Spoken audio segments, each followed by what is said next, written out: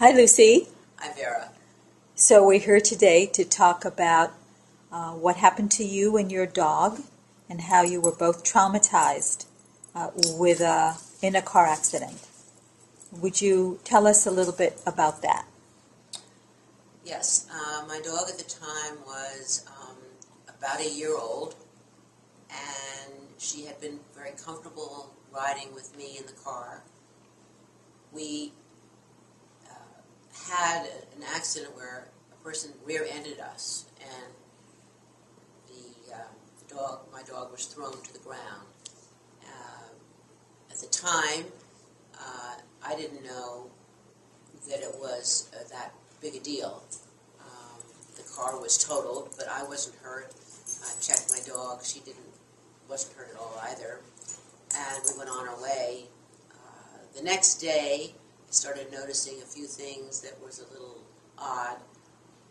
She seemed to be a little jittery around the house. She seemed to exhibit in the car some things that she'd never done before. She was panted a lot.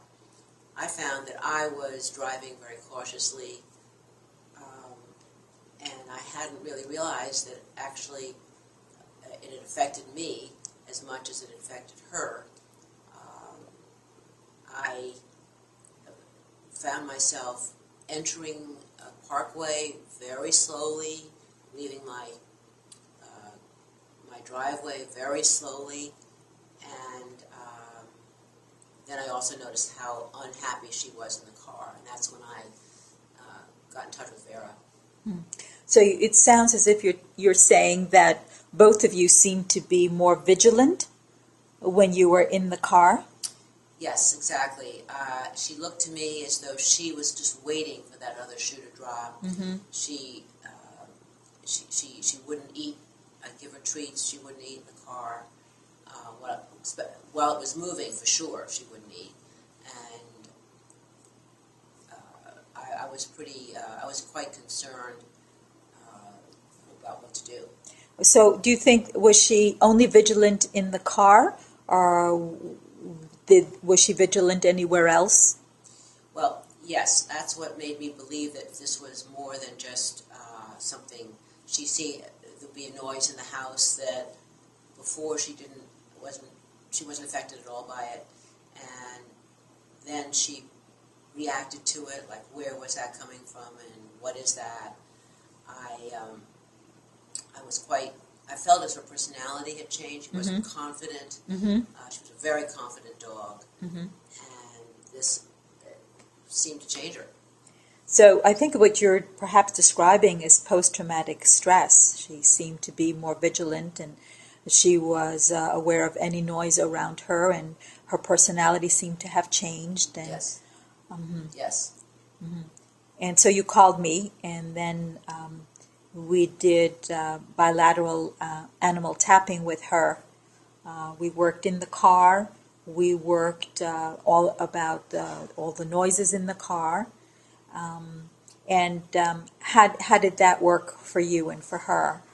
Well, that's right. We even worked with the opening and closing of the back of the trunk of the car, which at this point now I had a different car, so it has an automatic closure, which the first time she got in the car from the new car, I had the two doors open, one on each side. I was in my own driveway, luckily. I automatically closed the back, and she jumped out of the car. Mm. But when Vera got involved and we worked slowly with this amazing Protocol. Bit by bit, she became much more herself in the car. So we're talking about Niki. So we're going Yes. to. We're going to. I keep looking over there. Yeah. She is there, lying on my couch, quite comfortable. So that's Niki. I could even slip over there and sit next to her while we continue. Oh, that's a good idea. If that works. Yeah, that's a great idea. So you can see she's a pretty relaxed, easygoing dog.